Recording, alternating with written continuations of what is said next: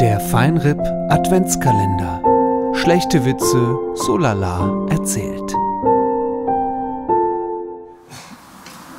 Das Thema ist, wenn ich heimkomme, also es ist eigentlich ein alltägliches Geschäft. Ja.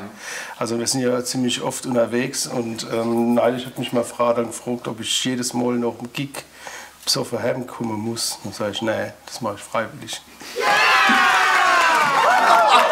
Hey, das ist Premiere.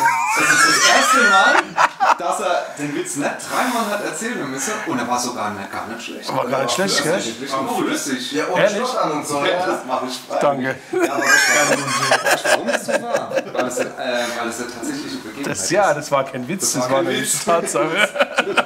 Eine besinnliche Vorweihnachtszeit wünschen euch Alex, Christoph, Harry, Michel und Monchi. palzrock.de